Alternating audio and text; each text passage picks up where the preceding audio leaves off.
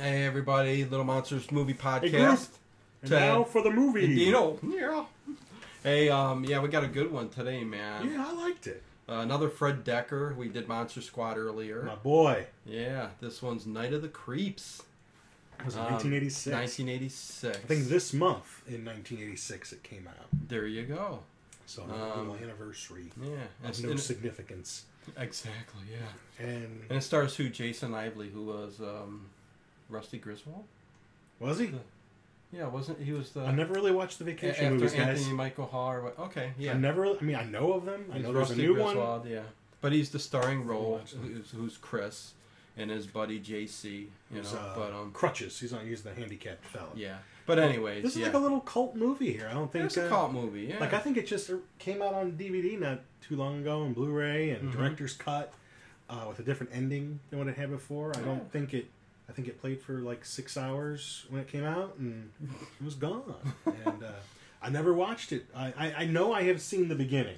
Because when I was watching, I knew I saw this before. I remembered those aliens at the beginning. Oh, yeah. Well, I like how the opening theme, the word creep, yeah. like it just comes in these red, and all the words kind of going above it. And yeah, that's a neat little opening. Yeah. This is campy, fun, B-horror movie. This is a true homage to all things of 50s horror, sci-fi, even a little bit of the slasher thing in there. But it starts off with out in space. Yeah. And this really cool... We're going to get right into it, Yeah, this really cool looking shit. Well, I mean, I don't know. There's not much detail to be found. Right. I mean, Fred Decker's just, he's done some writing, some producing. I think he also directed RoboCop 3, and I don't think... I'd love for him to make another movie. I kind of like his style here. I love Monster Squad. Yeah. And I really kind of dug this movie. I think, like, if I watched it another time or two, I'd probably just, really kind of fall in love with a lot of things in this movie. Yeah. There's a lot to like. I really love these cool aliens at the beginning. Oh, yeah. They're like little people in these big foam suits. And like naked little baby monster little alien butts when they're running down the hall. And they've got these laser guns. And it looks like one of them's got a canister and he's trying to offload it off the ship. The other two are chasing him. And I love when they talk. You see like little subtitles at the bottom, but you can't understand what the heck they are. They're in some alien language. Alien language subtitles. I don't know why they did that. Because it's kind of a cool thing to do. I guess. Why not? It doesn't... But you can figure out what's going on. I mean, the mouths don't close. The eyes don't blink. They don't look great. No. But I like that stuff. I think...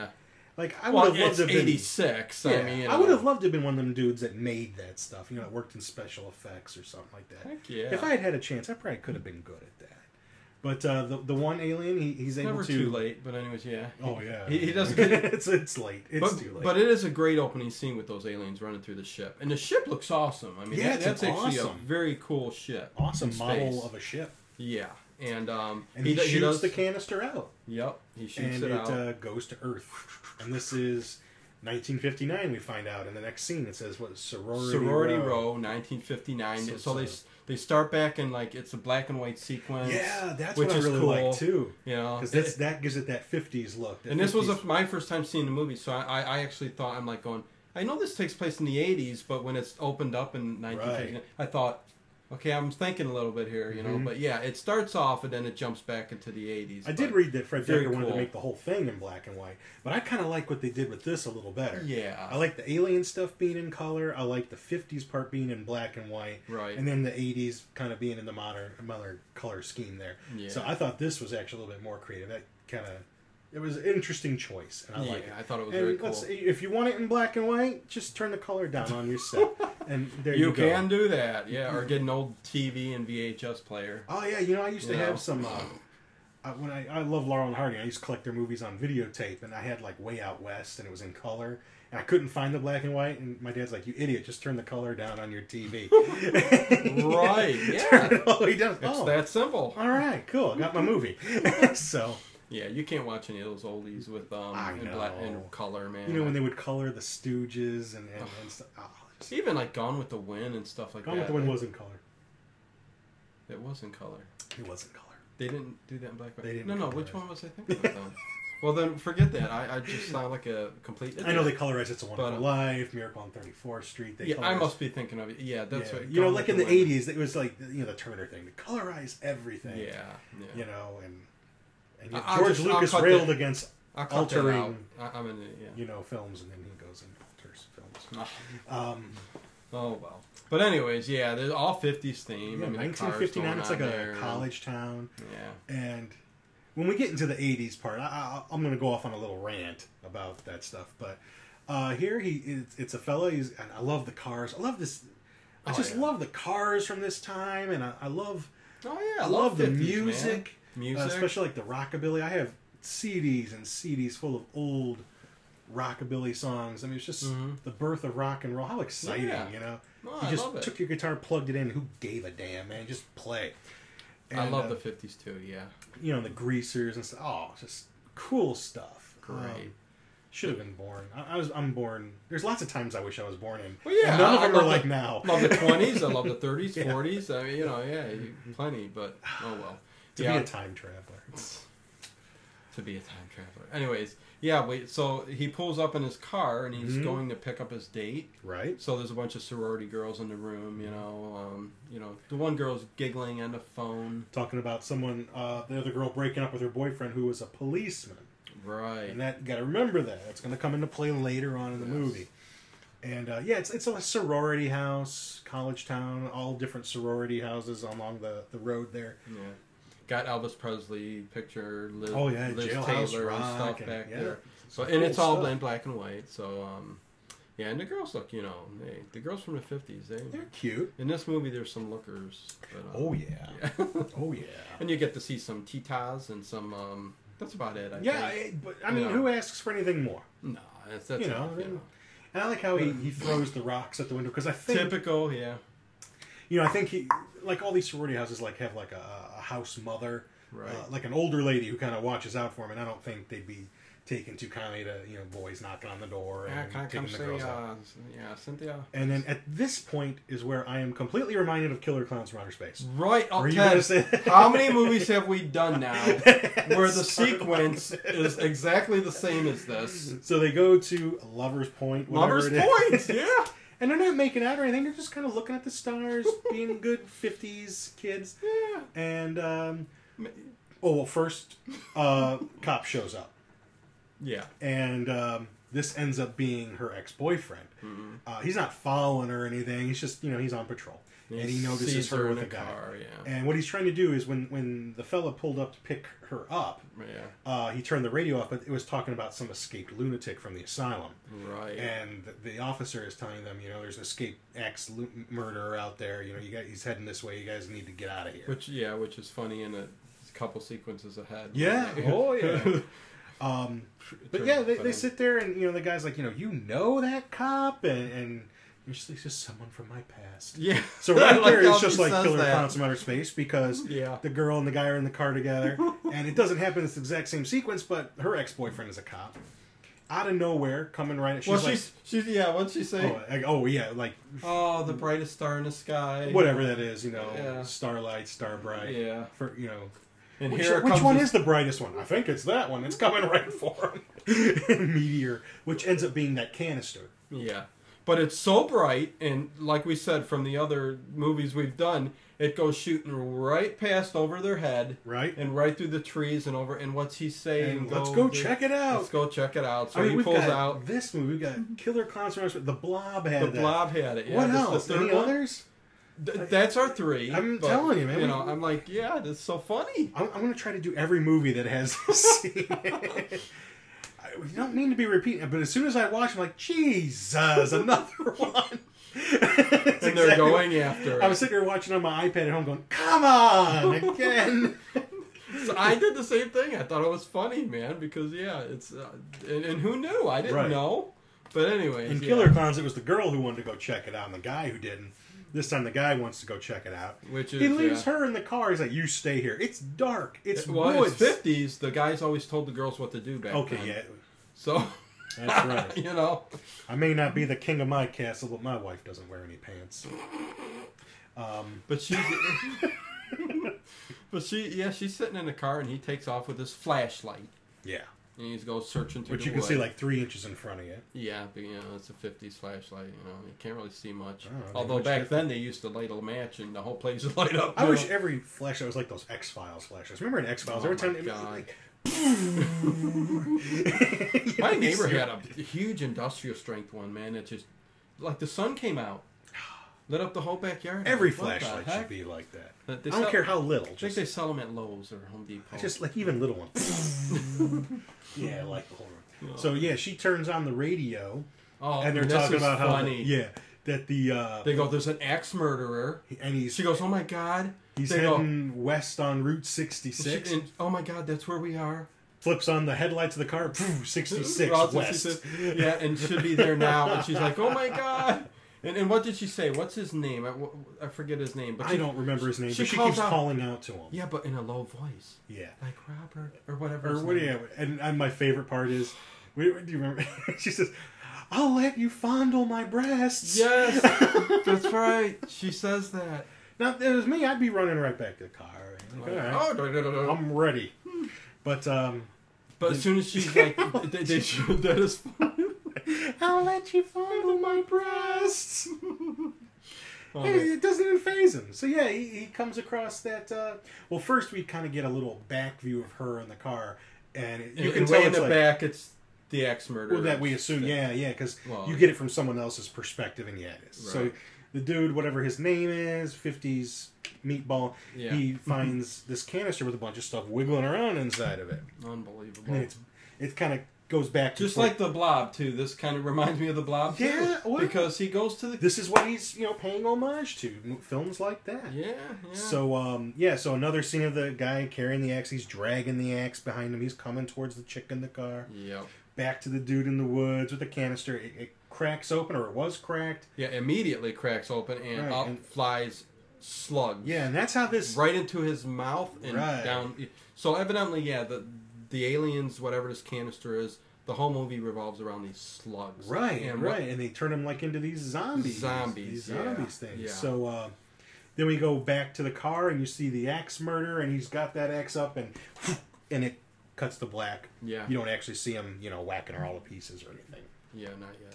And then it's Pledge Week, 1986. Yeah. 27 or so, 28 years later, 27 years later, something like that. Yeah. And that's where you meet Chris, who's Jason Lively, who's Rusty Griswold.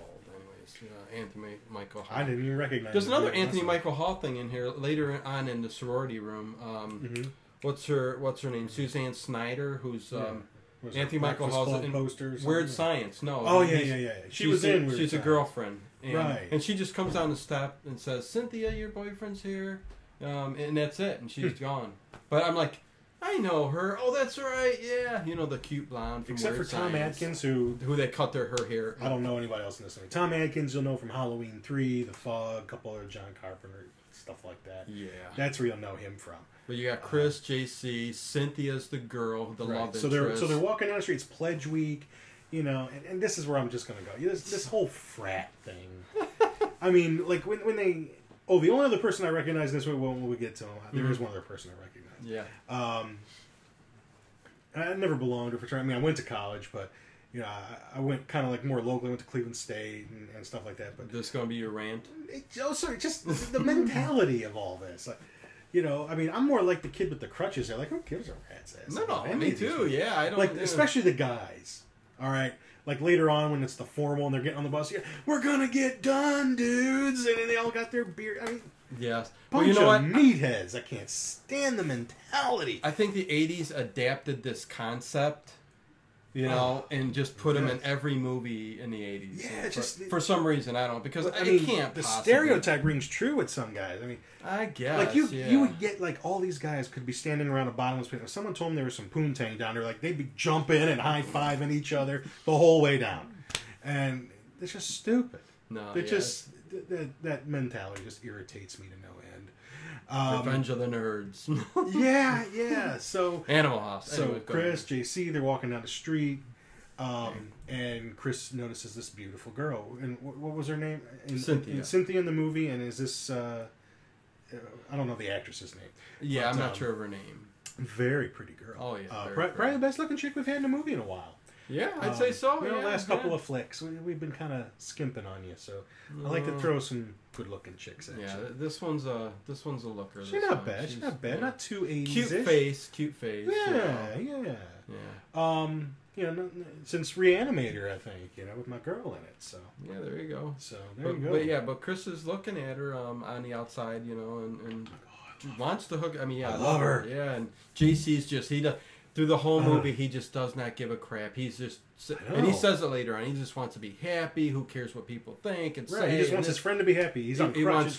He really likes his He's friend. Like, I'm not going to get me, so maybe you can. Yeah. so he's hollering this. Hey, you, who are you? Hey, baby, Toots. Hey, Toots. Yeah.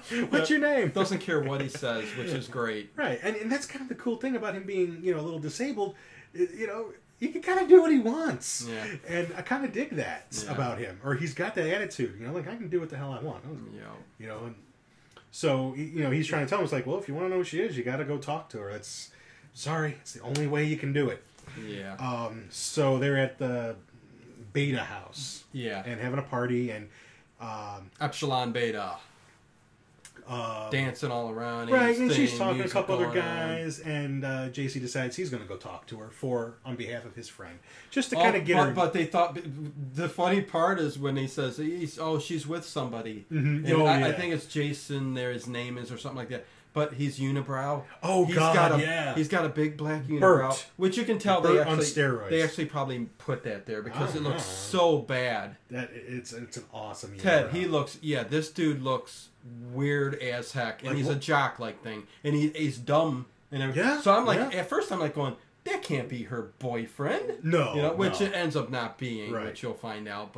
JC does go up. Yeah, he just kind of gets right in there and says, got a phone call. Yeah, you got a phone call. He's like, yeah, thanks, bro. Yeah, thanks, bro, man. And he's got his tall boy of Miller Lite, and he's going to go in there, and he even goes like this to the girl, you know, the whole brow going on. And yeah, he just kind of, you know, asks her name, get her vital signs, you know. She's got a boyfriend, what's up, and you know, he kind of said, "I see my friend over there. He's just, you know, too bashful to talk to you." And he throws his drink. He turns around and splashes it. Oh yeah, splashes it right on some dude. He's so awkward with women, evidently, man. It's actually a shame. Listen, if we have any girl listeners out there, it's kind of hard for a lot of guys. You know, I know. When we're confronted with true beauty. Yeah, and we got to go up to them. Yeah, we get a little tongue-tied. Like, we don't... Sometimes we feel like we're not quite worthy to be in your presence. Then when we get to know you and realize you're not worthy to be in our presence. I'm kidding. But hey, man. When you're a young man and you're not terribly experienced, it's difficult. Even as the older you get very tongue-tied. Yeah. Especially with someone you really like. Yeah.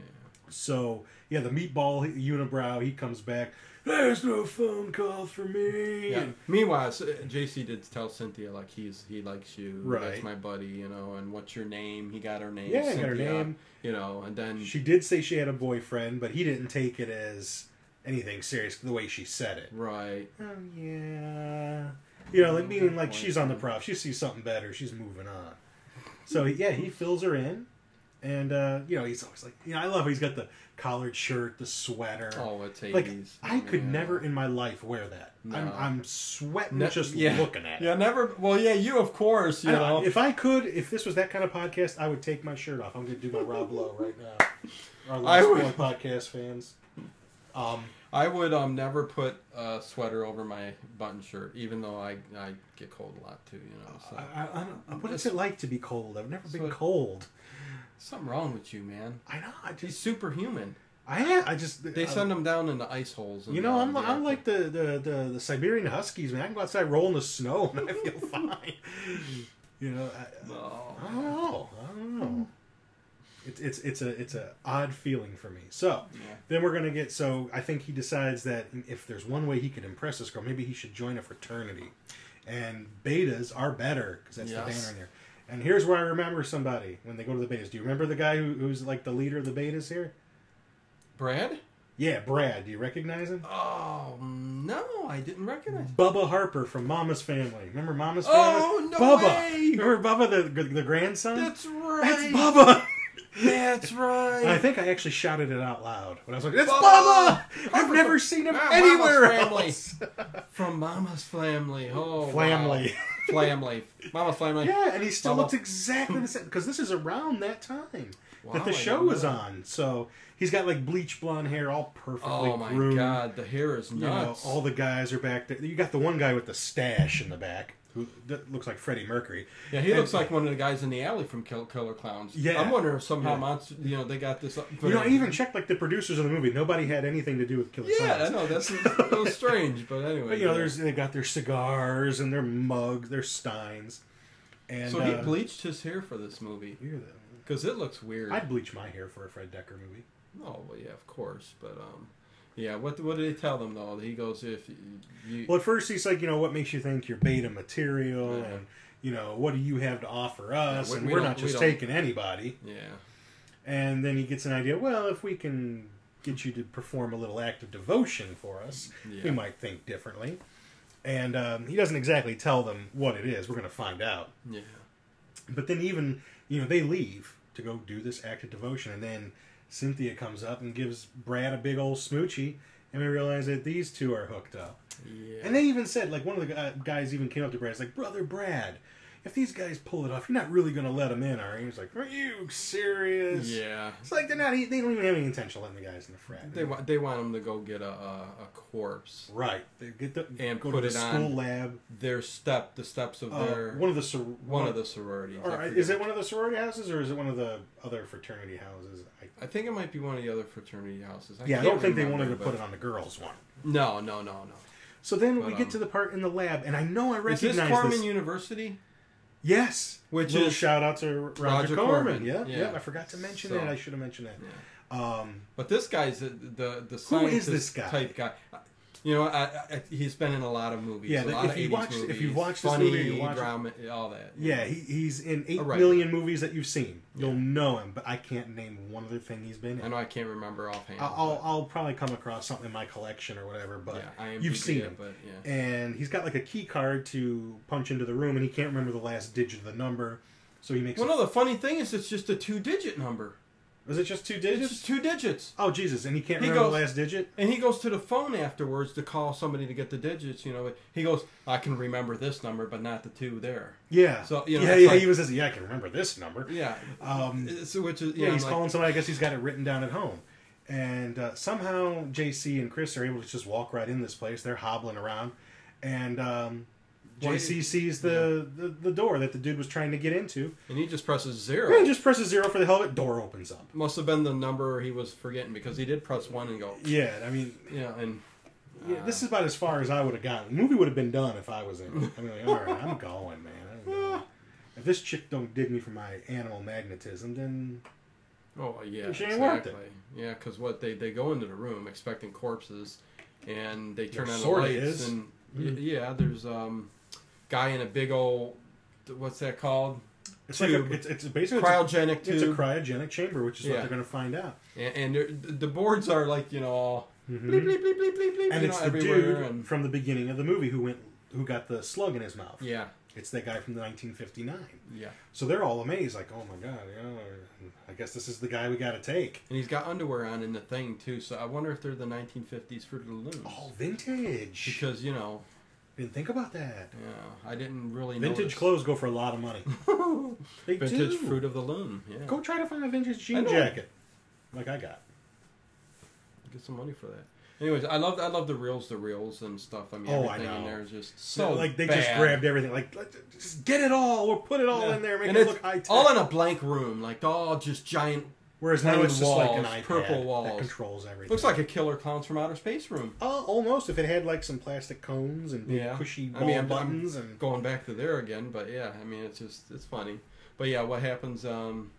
It's like JC just starts screwing with stuff. He's like, this, get out of here. There's no corpses here. He goes, there kind of is, and then flips it on. Wasn't there a button that said like disengage or something like that? He pushes it, or a button that said do not push. He pushes it, and it just the guy. I think it opens up. Yeah. And doesn't the body just kind of like fall out? Yeah, it falls out. And then they take off. And, anyway, these kids take off, running 40 miles an hour and screaming like banshees. Yeah. Which will you don't get it yet. Yeah, we'll tell you when we get to it. It's funny as heck. But right. yeah, that scientist guy does run down there, and as he's coming into the room, they slam into him and run past him. Right, because the chambers open up, all that cryogenic comes out. Yeah. And he starts falling. I think they ease him down the floor. He's got all the electrodes on him, and I think they just kind of freak out, man.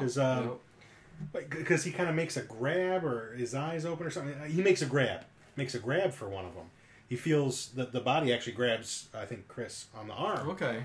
And that freaks them out. They take off, bodies on the ground. Yeah. And the scientist dude. Yeah, I can't remember. Goes in to check out the body. Yeah, I can't remember his name either. Pulls him Gets up. grabbed by the neck. Yeah. And you know he's going to get a slug. Slugs are going right in there. You know it. Right here, slug. And throughout the whole movie, when they try to start destroying this stuff, with these slugs everywhere, I mean, it's like a parasite. I don't know how you could ever kill it and get rid of it on this planet, unless you really, because they're everywhere, man. Well, I think that's the point of the end of the movie. You know, they're everywhere, right. Which we'll get to. Yeah. There was two endings to this movie. We'll talk about both. So they get back to their dorm. They 40 miles an hour, screaming like banshees, get back to their dorm. And I love how they don't even really have beds. Yeah, they just fly into like some half couch thing. Yeah, they have like two half couches that they sleep Something on. You would have, it looks like almost like a, what's that called? Almost like what I'm sitting on right here. It's like a camper trailer. Yeah, that's what I'm sitting on. I wonder if that's the film set. I wonder if that dorm room is really actually a camper trailer. That I've been in people's dorms, and it ain't much. But they're laying on. I don't know how they expect sometimes 2-3 people to live in a room so small like that. Just maybe a little bit bigger than this. Yeah. And charge you out the wazoo. But crazy. Or even a single is about as big as this little cell that we do our program in from way down on the ground. The #1 horror movie podcast in America. Yeah, we're the best out there so far. That's right. So, power perceived is power achieved. If you believe it, it's true. If you're listening to us on iTunes, there's stars there. 5 stars, man. We are. Can't be stopped. All the way. So what are they talking about when they're in the dorm room? We'll talk about this girl. Yeah, Chris is pissed off at him, and he just, they're going back and forth kind of, and JC's just telling him, man, about, just quit caring, be happy. Yeah. Don't you understand what I'm trying to do for you? I love you, man, and stuff like that. Yeah, he's saying, look at you. I'm tired of listening to your crabbing. Look at me. I'm not going to get any. I'm walking around on 2 crutches. I'm not getting anything. So I'm just trying to make you happy. And every time I do, you say we got to do it for. Okay, fine. I'll do that. You say we got to go steal a body. Okay, I'll do that. When's enough? Yeah.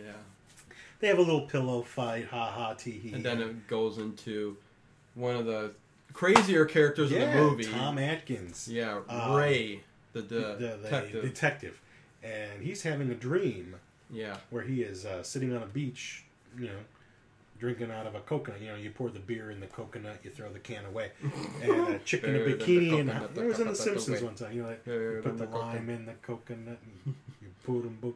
There was a Simpsons episode where Homer's in the hammock and he's got a coconut. He's like, you pour the beer in the coconut, you throw the can away. And he's throwing them all in Flanders. Pour the beer in. So anyway, he's being served this by... I didn't laugh real loud, but that was funny. I didn't write it. It was on The Simpsons. Simpsons did it. They were... he's being served by a chick in a bikini on a beach wearing high heels. Yeah. Nothing finer than that. Some chick in high heels trying to walk on the sand. Yeah, that was... And then high heels on the sand. He looks out into the sea and uprising out, and she's completely dry when she rises up out of the water, but it's a dream. Right. Is the chick from 1959. Yeah. Prom dress and all. Right, and then he kind of flashes to her being chopped up in the car. Yeah. But it's like him... They show him with a hand in his... I don't know what that's about. Well, it's not... No.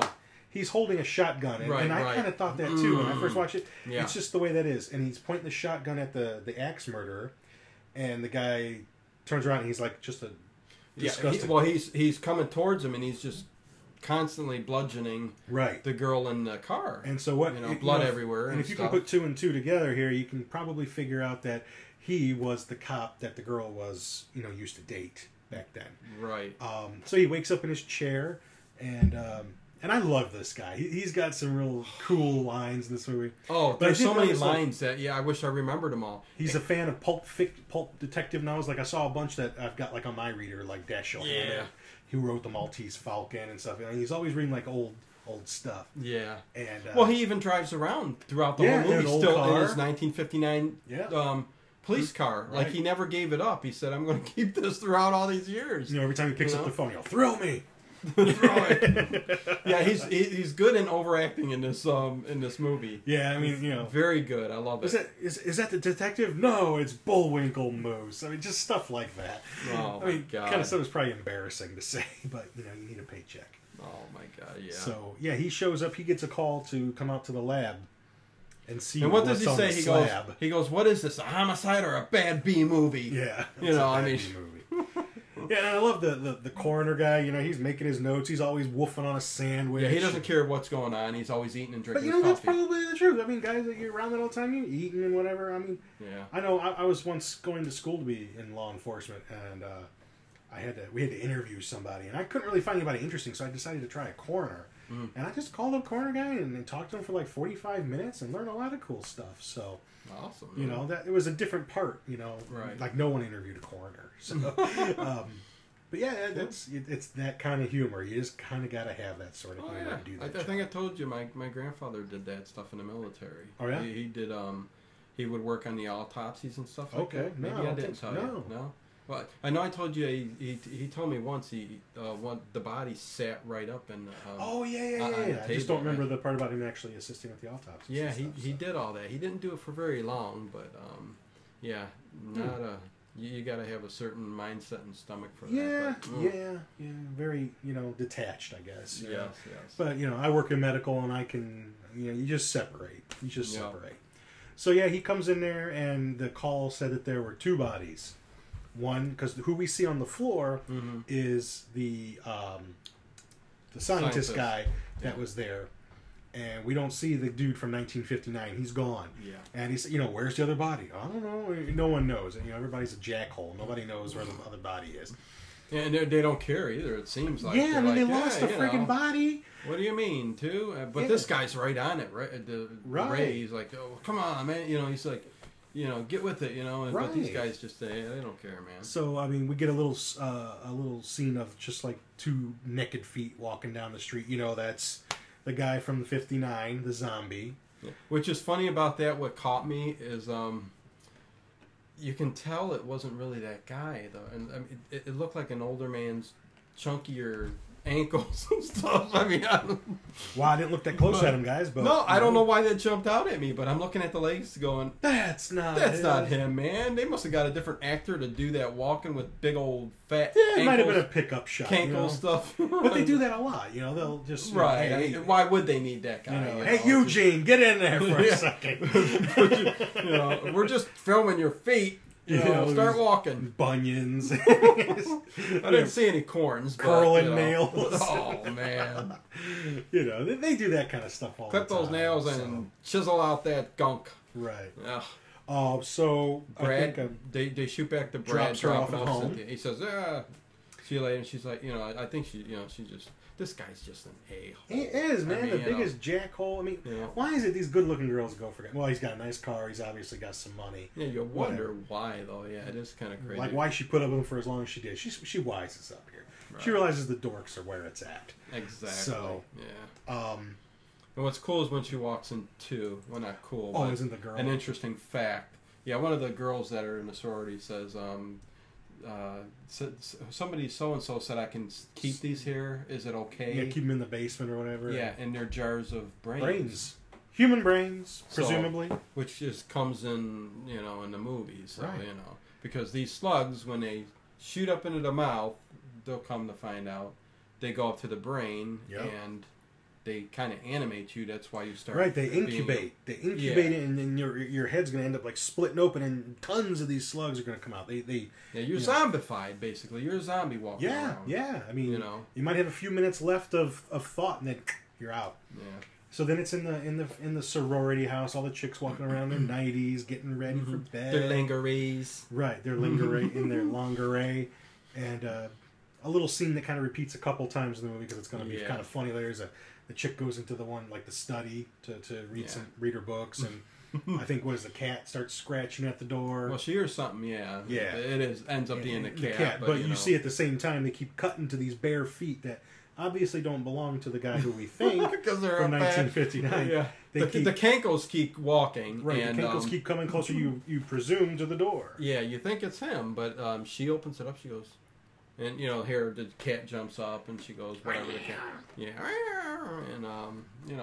that's what it is, it's a cat. I don't think anything else happens after that, right? No, just that little thing to show you. Right. Then they'll jump to a different way later. And it's kind of like where he's heading this is the same sorority house that he picked up his girlfriend at on that last night in 1959.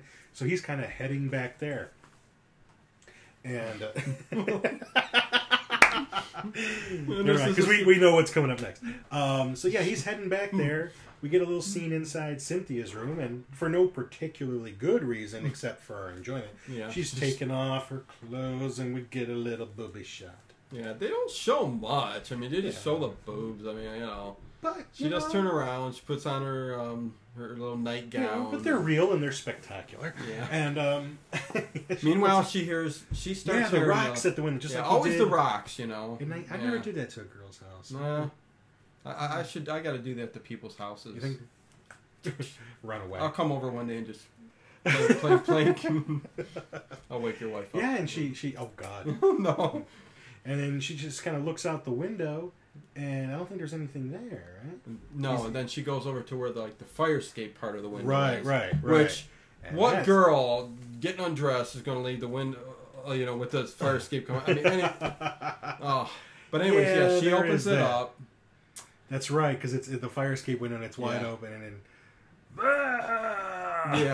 that guy from 1950 shows up. His forehead cracks open. Right. And but the window. She closes the window. Right. There's nobody there at first. She looks. She pushes the window down, and then he pops up. His head splits, and all them friggin' slugs come out and go into the house and all. Didn't fly into her, luckily. I mean, no, because she closed that glass. Man. Yeah. So evidently, one of the things that can deter the slugs is glass. I guess so. Glass. But they end up. They'll end up in the basement, but anyways, where those brains are. So great, but anyways, right. So Ray just shoots on up. The detective, he comes over to the in his 1959 police automobile. Right, and I love how he stops to smell the rose. Smell the rose. No one even says anything to him, but he's like, oh, and I think he's still in his freaking pajamas or something. I mean. Yeah, I don't even know if he's he's just on a mission. No, he's in his clothes. But what happened here is that they find that missing body. Yeah, the guy from 1959. Right. His body's there. Right, because the girl reported, hey, there's some freaky guy outside my window. Cops show up, and it's that guy. Yeah, and the coroner opens, or whatever he lifts it up, and it's cracked open, so Ray immediately thinks axe murderer. Right. Because that guy, the other officer comes up to him later on and tells him, it's been 27 years. Yeah, he's like, don't you think that it looks like an axe wound? Yeah, so this starts coming, he starts thinking this is about the axe murderer again and stuff. So. Right, they start laying the foundation for kind of telling the story of what Ray did a long time ago. He goes behind the sorority house, and he sees that's where the, what do they call it? The house mother? The house mother, her little cottage. Yeah. This is the older lady that kind of looks after all the girls. And, he's just kind of looking at it. You don't know. You realize he's got some kind of connection to it. But didn't they earlier show what went on there? No, it's during his, he has later a on little confessional later on. Okay, that's when they show. Okay. Or they might show little bits and pieces here and there, like when he had his dream or whatever. Okay. So it's the next day, and Bubba Harper from Mama's Family, Brad, confronts JC and Chris about, dumping this body on Hoopa Baba Beta or whatever. Because a lot of girls were seriously freaked out. Because they thought they did that because that's what their initiation type thing was. Right, and JC, man, he's just, he's like, we didn't do first of all, we didn't do it. And second of all, we chickened out. And, and then you get the part, where you see Brad's a real, JC gives him some shit. And Brad, he trips him with his crutches. Trips him with his crutches. I'm sorry, but that's like the lowest thing you can do to somebody. Well, yeah, you're not. Oh, and his buddy hands. Brad goes like this afterwards, and he hands him his sunglasses. Yeah. It's like, what buddy of yours is? Do you say, hey, hold on to my sunglasses, man? You know, he's the head of the crew. Right. And Cynthia never got that in the '80s, but Cynthia's there. She helps him get up. But I mean, it's. Yeah, I think this is the end of their... I mean, you would never... Yeah. They would never do that in a movie these days. Trip a handicapped kid? They don't even kill kids in movies anymore.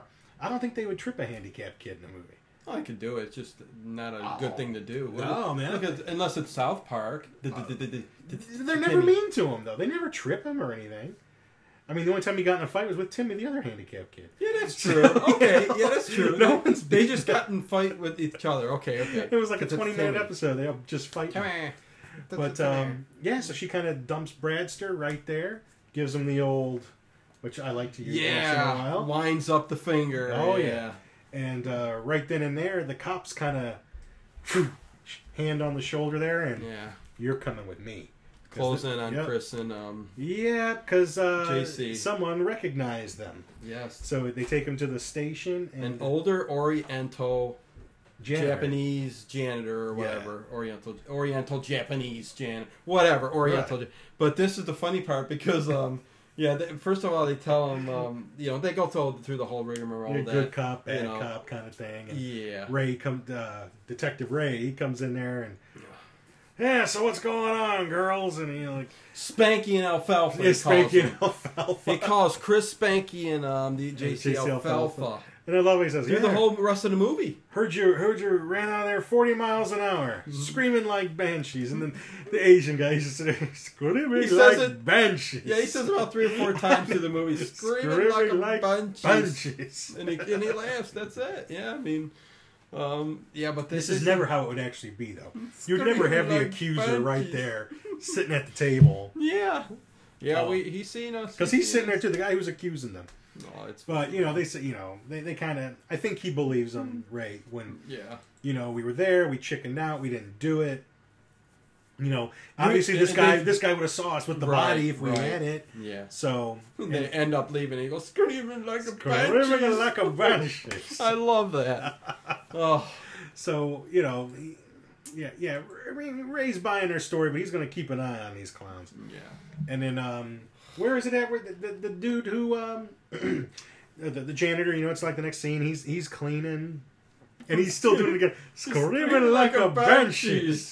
Because they're at he's like the janitor at the lab, and he just kind of like they have a scene where the scientist guy, who they were like starting an autopsy on him. Yeah, with the scissors are on him and stuff like that. The blood coming down. And he's just walking down the hall with blood pouring down him, and his the Y incision started. And the police officer walks by. Not even looking at him. Hey, what's up? He's doing paperwork. He said, hey, how's it going? Have a good night. And walks by him, and he just keeps on going. And the guy who does the autopsies, that corner guy with the sandwich, the big guy, he's just got his back turned in the same room when it goes down. He doesn't even say anything. Yeah. And I think does he and the janitor, do they...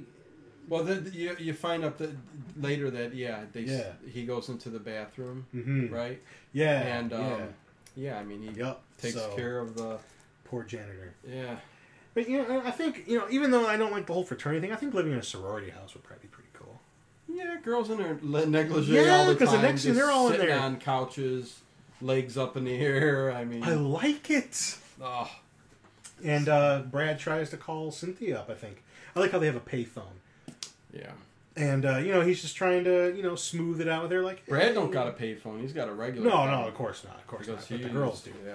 And, he's trying to smooth it out with her. And, I mean, she's just telling him, he's a jackhole, and I'm not going to be around someone that acts like that. Yeah. Good for her.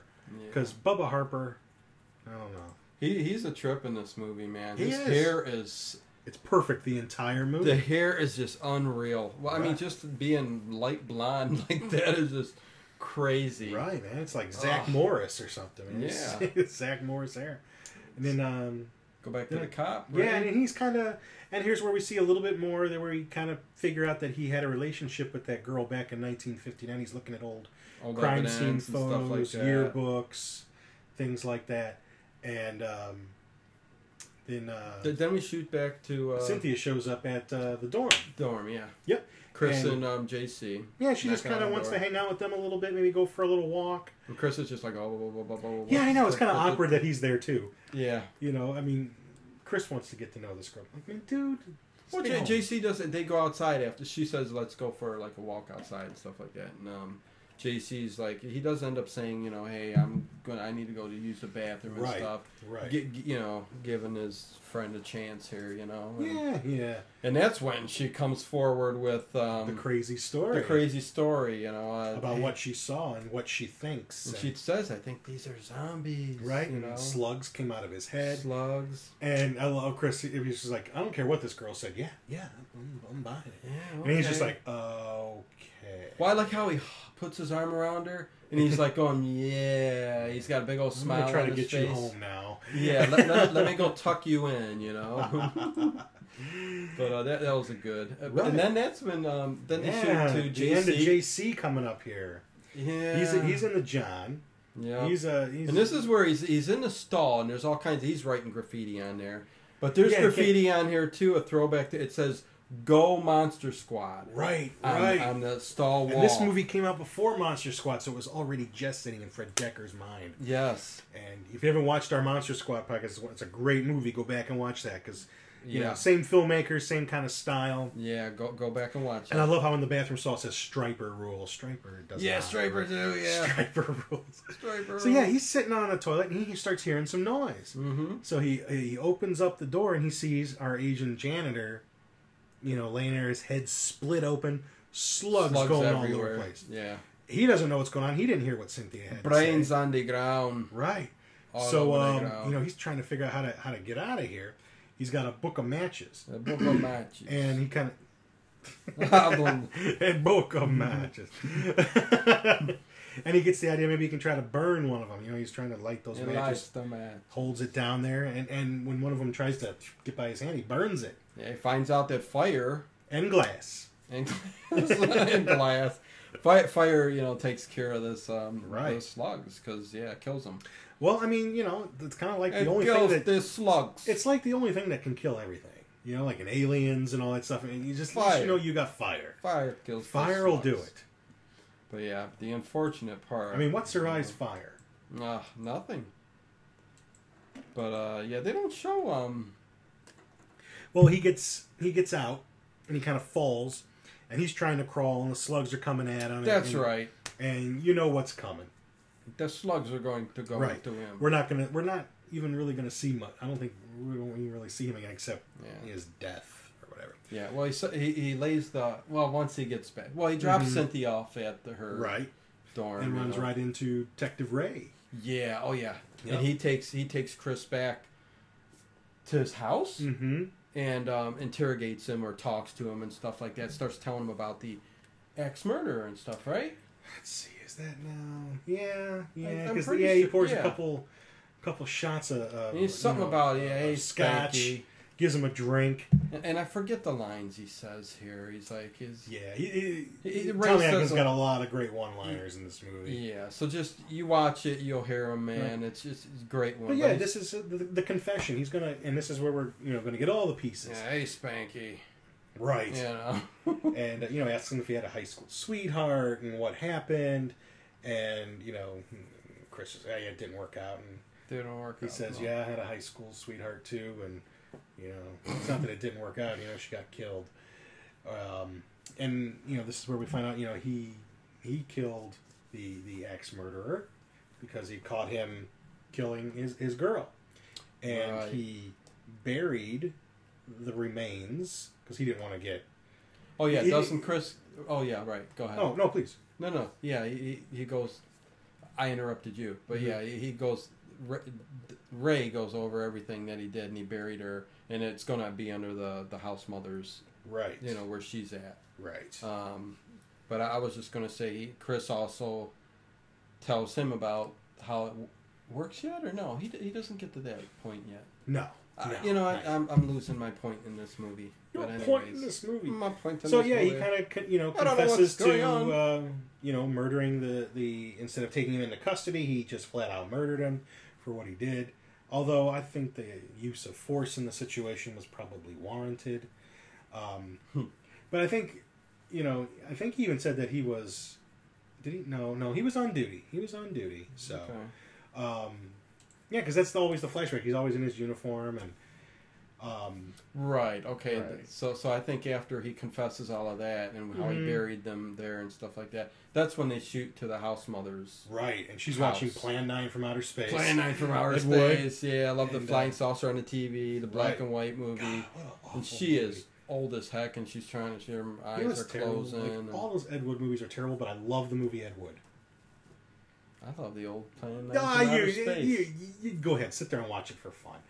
They're bad, I know they're bad. That's why I like them. I mean, they're just bad in a bad way. But there's a group of people out there, Ted, who love. I used to watch it all the time. Yeah, stuff. Absolutely. But I kind of got lost. So okay, well, although whatever. Bride of the Monsters got some good Bela Lugosi lines. Oh, see, there you go. But this comes up to a really cool scene where she starts hearing the dog and her start hearing knocking on the floor, and knocking. Because he buried that axe murderer where the house mother's cottage certainly is, and I don't know how they could have built a house, laid a foundation, and not found this body. Right. But evidently they did, and those slugs got loose, went all over the place under the ground in there, and reawoken this dude. Yeah, evidently. Very cool scene. Very zombie. He just takes that axe tar man looking kind of thing, except without the tar. Just like a corpse type of. He split that head wide open. Yeah. And he got the dog. Yeah, the dog. Well, the dog gets the slugs. Yeah, we're gonna find that all out, man. The dog gets the slugs. Because it doesn't matter. Animal, vegetable, mineral, you all get the slugs. He does. Ray, he gets the call. He goes that fast. And, he gets in the car and he's taking off. And I don't think he took Chris home either. No, I think Chris has to walk home. And I can't believe how far away he is from the dorms and stuff. Yeah, it's a little bit of ways. I love when he's like, "Where's my backup?" And then like two cop cars, patrol cars pull out like in front of him. Never mind. Here they are. Yeah. And, he gets right out of the car and there's already the ambulance there and the kids and, thrill me. I love when he thrill me. And he hits right in the back there. Yeah, right too. He knows where he's going. Yep. Yeah, and they find out. Well, they're looking for the. Who are they looking for right now? I'm sorry, I'm losing it, people. Well, this is a crazy podcast today. I think Night of the Creeps. Night of the Creeps. Night of the Creeps. I don't know what they're looking for. I just watched this yesterday. I don't know. It was the first time I ever watched the whole damn movie. We're horrible. We're horrible tonight. We did a great podcast. Oh, what's the axe murderer? The axe murderer they're looking for. Right, the guy that killed the lady. Okay. What am I talking about? The guy that killed the lady. That's kind of who they're looking for. They chase him down a dead-end street. We're going to be different every week, okay? This one's just a little slap happy. Yeah. Sorry about this, guys. I did 12 hours today. But hey, it's a great movie to go and watch. Yeah. So, they corner him down like a... Oh, that's a really cool scene, too. Yeah. The corpse turns, and like he's just sitting there with the axe still, and his clothes are clean. They're pretty clean for being under the ground for almost 30 years. Yeah, they cheer, all-temperature cheer. The hospital gown is pretty clear, and they just unload. And you see the holes blowing up into them, and, the head's going to kind of do its thing. Yeah. So, split and... Oh, I love that scene. And I put that head up on the Facebook page, which nobody evidently sees because of Facebook doesn't, let people see our posts no more. They don't? It's very rude of them to do this, but they do this all the time. Corporate takeover. Well, where can they go to see our stuff? But anyways, yeah. Well, you can go to the Facebook page, but although it don't get updated all the time, Twitter is the best place to go. The Little Monsters movie podcast on Twitter. What's the Little Monsters? Well, at Dino Ewell. And but you know what? Just go to our website. Okay, www.thelittlemonstersmoviepodcast.com. The first page got links to everything on Facebook, Twitter links. You got on the side all the movies, straight to YouTube. So everything is on there. That's all you need to go to. But anyways. Right, #1 horror movie podcast in America. Yeah, we're the best out there. It doesn't get any better. No. I think. Come on, who's got sets up? I think New York Times has told us that. Yeah, our interview should be posted. Yeah. You know, we're so getting movie offers, and been offered to be wined and dined and flown out to wherever. Yes, we have few Russians come. Yep. They talk to us. They'd say mail order brides and I put $5 million for you put my movie right. for a horror movie. You know, it's all BJ's and donuts over here, and you know, snorting. And getting back to the movie, snorting coke off chicks' butts, whatever. You know, we're just living a life over here. So they blow away the axe murderer. The slugs go everywhere. All the cops see it. Ray sees it. And they scatter. They show little slugs going zip, zip, zip down the street. Yeah, which is why there's no way you're going to get all these slugs, man. No, I think this boat has sailed, man. The world is infected. I think, was there a sequels to this? There's not really a sequel. They did the same thing that they do in Europe all the time. Like we talked about where they've done... Like when they've released Dawn of the Dead in Europe, they called it Zombie instead of Dawn of the Dead. And then they released a movie called Zombie 2. Okay. You know, that's an unofficial sequel. Mm-hmm. And they did the same thing with this, with Night of the Creeps. It's called Night of the Creeps 2, but it's an unofficial sequel. Okay. There are slugs in it, but it doesn't, you know, none of the characters, it doesn't really relate to this film. Because I would end the movie with just like, if you knew that there wasn't going to be another one, just end the movie with the slugs taking over the whole world and back up from the earth. Mm-hmm. You know, with just the showing like slugs in the darkness, just fluttering all over. That's how I would end it. It seems kind of silly because once there's no living things on this planet, I mean, what are they going to do? They're just going to die. Well, yeah, I mean, what's the point? I mean, the point of the movie is it's end of civilization. But I guess what gets me is the slugs. What's their point of their existence? No, or how about let's show the alien ship that started in the very beginning, beaming somebody up, like humans. Okay, so you got one. something to get you going. I don't know. What's the point of them? They eventually kill you, and then you get more slugs and they spread out. But I mean, they don't do anything. They don't contribute anything to society or to life. Did it really explain why the alien shot that out in the tube like that? No. Because even towards the end... It's left to your imagination. It doesn't really explain... No, I mean, maybe them subtitles would have helped. Yeah. You know, he's mentally ill, get him. So, anyway, there's going to be a formal dance. And when Chris had walked Cynthia home, she asked him if he would take her. Oh, and he was just... Yeah. Oh, my God, yes. So, yeah. I think he drooled, and you could see saliva come down his face. And he said, I'm going to make it. Yeah, and he does mention something. You know, he's a little concerned. He hasn't seen JC. You know, he hasn't been home. He gets back to his room and notices there's a tape recorder, which has it says, listen. This is crazy, too. And this is a little weird, too. It is weird. Because it kind of indicates that JC kind of went back to the room after he had been After infected. the slugs went in, he came back up, recorded himself. Maybe in his last moments as a human. Yeah. But he sounded very clear. Doesn't even sound like him on the tape, though. Like it doesn't, but it sounds clear. Right. Like, you would think if the slugs are in him, I don't know. Like you said, I don't get that part, really. And, you know, he mentions that fire can destroy them. Yeah. And I think he says something about the boiler room. Chris goes down to the boiler room. You're right, Ted. Why? You're swallowing real hard. Am I swallowing? You need me to call the paramedics? No, I'm okay, man. I think I got a slug. Oh my God, 911. I think I got a slug in my throat. Wish I had something I could just spit out there. Can you imagine? I know we have to start doing stuff like that. A big black gummy bear. Hunky licorice. I should have licked on a big old gummy bear for a while. Just let it go off. Yeah. Anyways, yeah. So, he goes down to the boiler room and he finds JC's body and these burnt up slugs. I don't know how they just burnt right there on the floor. Yeah, it was like bubbling or something. Yeah. I mean, not sure.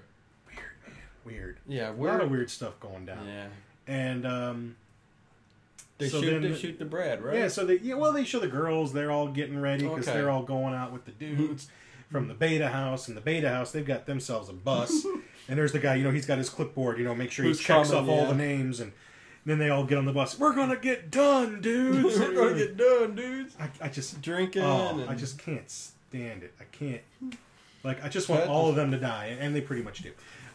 We want... Maybe one day we'll... Oh, but then... One day we're going to divulge why Ted is so against the betas and the fraternity houses because I've never even pledged to one. There's no. Well, you don't want me to talk about it, huh? No. The Okay. hazing. Yeah, The I mean, hazing. there's some bad stuff that went down with Think that. you may have another. But I guess I'm sorry, I didn't mean to bring that up because it's caused you nightmares. Wake for my many wife years. up screaming tonight with the nightmares. Yeah, What was sweating. Banging upstairs. So yeah, but they do mention that Brad's not coming because he's all heartbroken because Cynthia's left him, and they show him just kind of like walking down the street, chugging a beer, and he's going, "Gosh darn you!" swearing. You bitch! Even though he's the one tripping handicapped people, and you know he's down on the ground. He's just I don't know, did he fall or he's squatting down? He squatted down because he saw a slug hit between the bushes. That's it. And he's comes looking at it, and here comes trotting that dog, Sparky the dog, Sparky, who looks at him for a second and then opens its mouth. I keep sitting up and my head keeps going out of view of the camera. And shoots a slug out at Bubba Harper and goes right down his throat. Yep. So, he's going to be infected. Yeah, he's done. Yeah. And then we go to Detective Ray, kind of laying on his couch, just trying to figure out what in the hell's going on. And Chris lets him know about the tape that JC left. Yeah, he knocks on the door, and I love how he's got his door like duct taped all around. Yeah. Well, he's going to do something. We remember he's had enough. Yeah. He's actually trying to kill himself. He's in his house, and but he did get him to open the door. Yeah, he taped his door all up. And at first you think he just doesn't want the slugs to get in or whatever. And then Chris shows up, says, Alfalfa's dead, and explains what's going on. And then we go into a kitchen, and we see that he had the stove on, the gas on. Yeah, he turned all those off. And now he's got a reason. He's cop now. He's got to get out there. Yeah, he turns all the gas off. So that's what actually he was trying to do. He's trying to kill himself. He's lived with the guilt and poor guy. Yeah, I mean, I know.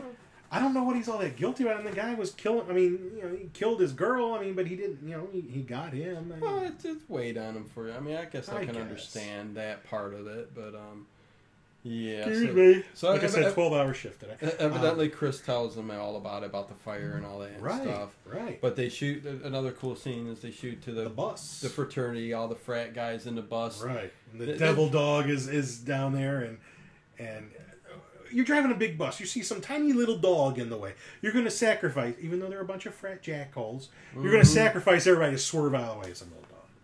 Exactly, yeah. I'm sorry. I don't wish any harm on animals. No, I know. But if I've got my kids in the car and some animal gets in my way, guess what? No, I know. As long as I know my car can run that animal over. But he swerves and knocks over and it goes on its side and you'll figure out later. But in the meantime, they shoot to Ray and Chris going down to police where they get all the weapons. Like the and armory. Stuff like that, the armory. And it's run by Mr. Futterman from Gremlins. Right. I love He's been in quite a few different movies too. I love. Was he in another movie we did? Well, no, but a lot of movies during the '80s. I mean, if you look, you IMDb him, he'll have like tons of movies. So. Great, it's always fun when you can and stuff. when you can catch somebody like that in one of the movies you like. So he asks for the flamethrower. Yeah, he's asking. The cops have a flamethrower.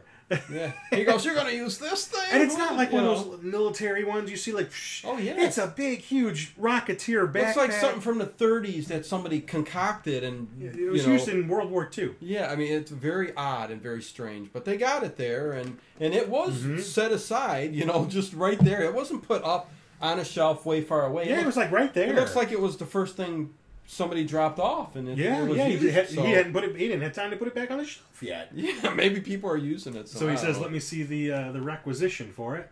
And he goes, "I'll show you." He puts the shotgun shell in. He's like, well, "I ain't got no requisition. Yeah. Here's my requisition. I'm sorry, I got to do this." Yeah. No one's going to give him permission, even though a bunch of cops saw those slugs. Right. No one's going to give him any permission. No. Evidently being a detective doesn't really count for anything. Exactly. So we see another scene of the bus.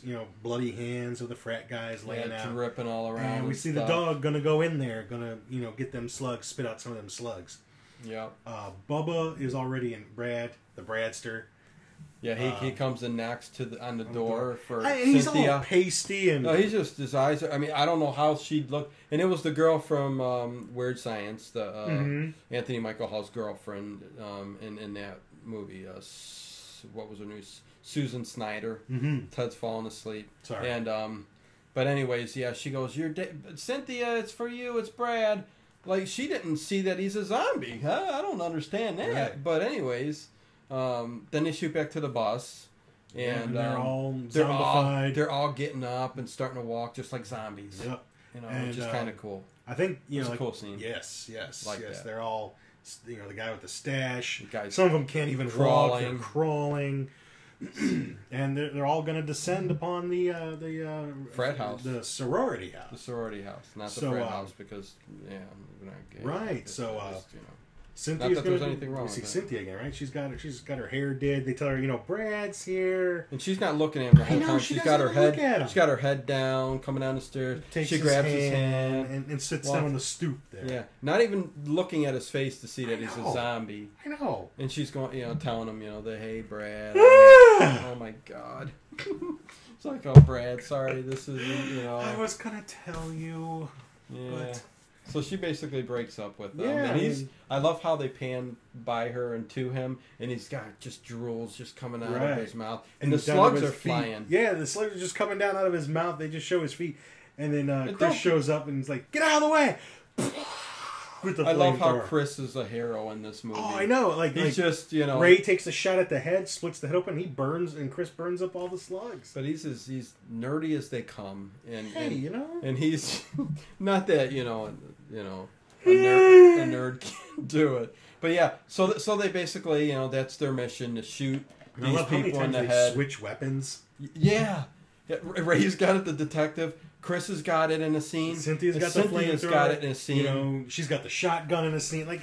No continuity as far as who's got the weapons. They might have been cutting scenes, and they said, "Who was wearing the backpack?" I think I wouldn't give up the flamethrower, man. It's just no. I would want that. I tell you what, I'd burn anything in sight. I was going to say the temptation for me to misuse that thing. Whoa! Tree. Yeah, everything the whole town would be on fire. All right. What else can I burn? Shoot, I got this with me. But it's awesome. One guy's got his face ripped off. I'd get all my old bills and I just start burning off. This is how you get rid of them. You burn them. I try to throw them in the air.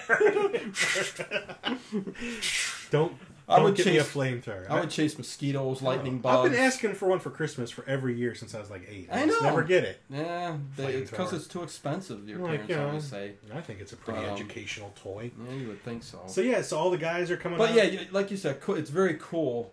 Well, something we forgot to say was Ray, when they first start coming up, he goes, "Hey girls, your dates are here." Oh yeah. And all the guys good news and bad news. Good news and bad news. Your dates are here. Bad news is they're dead. They're dead. Yeah, that's what he said. Yes. And the other Fred Dekker movie, they say the same thing. They said 2,000 corpses, and they're all dead. Or it's the same exact line except for the number. Mm-hmm.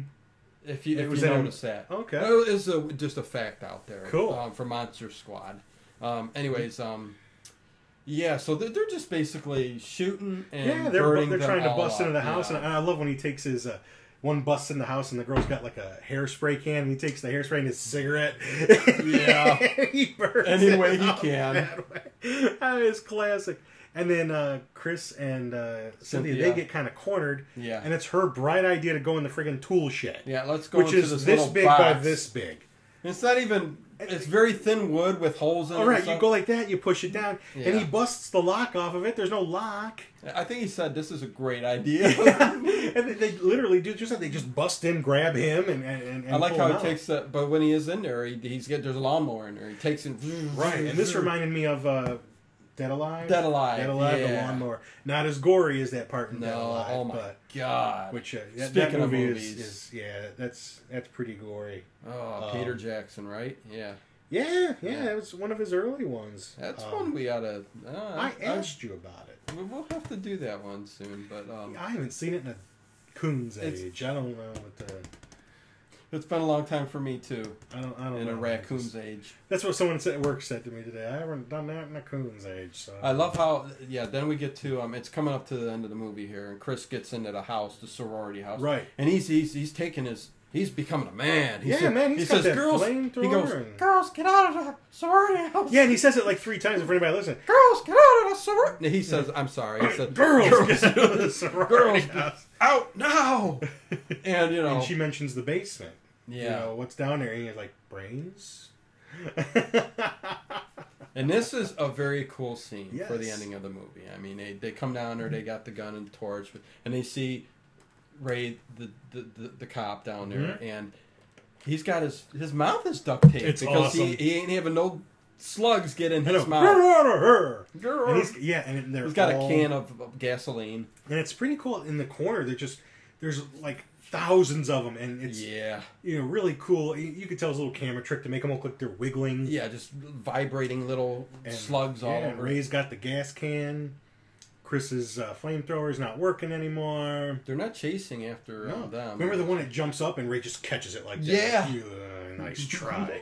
That was cool. It's all in the reflexes.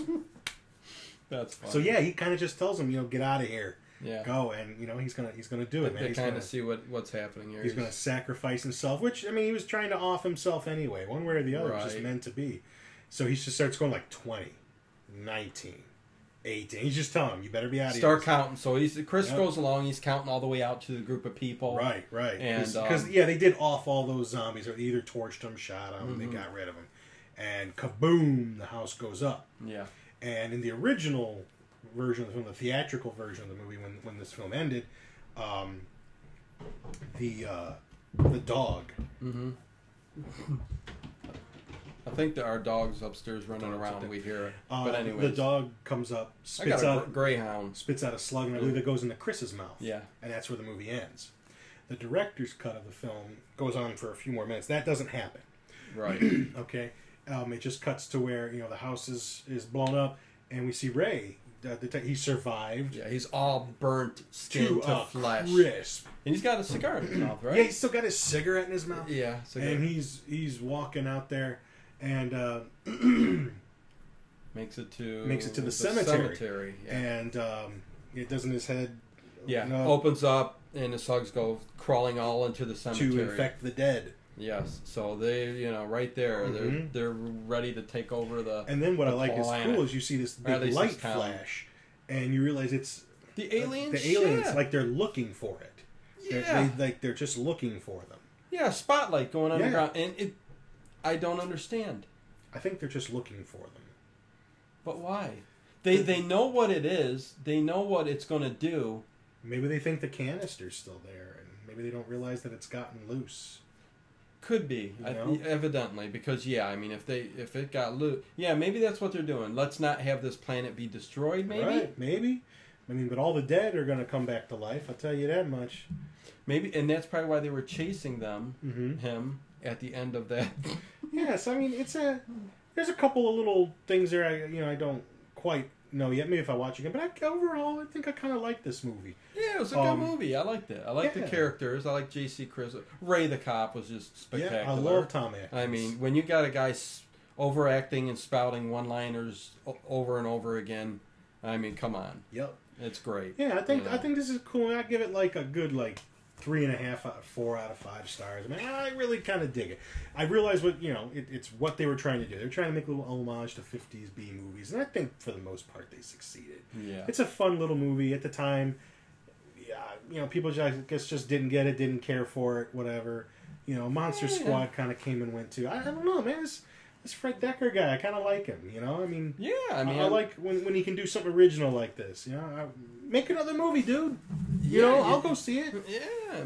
Word, I promise. It's been so long. He's probably off just sitting somewhere. But, I think I think a lot of these guys, man, if someone would just give them the money, they could churn just like Killer Clowns 2.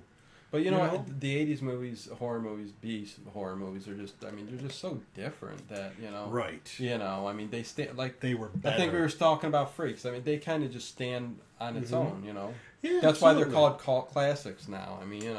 You put most of those 80s horror movies in there. And a lot of cult classics, in my opinion, aren't that great. But, no, they're not. But, I like this movie. It's a good one. It's kind of like the little redheaded stepchild, and I decided that I like it. So it's got my seal of approval. By God! And I had I had never seen it before, except for the beginning that I remembered, and I don't know why I wouldn't have sat and finished watching it. Something must have happened, but I remembered at least the beginning up through some of the black and white stuff, and then I had never seen the ending before. Same here. I think, and I think that what happened was I had a bag of popcorn going, and it burned. and the kitchen caught fire. Okay. So I didn't watch it ever since. We got to rebuild that kitchen too. Yeah. I mean, I'm tired of eating out and Well, cooking over. We burn the garbage and we just kind of like cook over that. The cardboard just gets wet and it doesn't deteriorate. So Oh. whatever I boarded that up with, it just keeps sticking I around. know, and raccoons are getting in, and bugs and whatnot, and birds are But I wigging all over the place. But I like and the raccoons. I don't know. I could do without them. And Like bank robbers. And the bugs going a weetin'. I don't know. It's fine too. I don't mind. You got to do something about that. But anyways, that's my Monster Squad for. I mean that Night of the Creeps. Night of the Creeps. I'm just joking. I knew what I was saying. That was Night of the Creeps. We were half in and out of this one, Right. but it was a good movie. I liked it, man. I love it. So yeah, check it out. And I think next week we're doing Fern Gully. I told you we're only doing Fern Gully if we have all three of them together. Okay, gonna do the So we will do the trilogy of Land Fern Before Gully. Time 1 through 9, and Oh my god! Actually, I think we're going Young Frankenstein next week. all right, he's talked me into it. Gene Wilder. Oh my god! How can you? Oh my god! This movie is so great. So and there's so many lines and stuff in that. There movie. are. So You like that Mel Brooks kind of humor there, and I'm gonna watch it. okay, cool. Sounds good, man. Okay, so that's the podcast. Make sure you visit our website. Give us reviews, ratings, anything you're on. So, yeah, that's it, man. Do We're it, man. done, and catch you next time. Out.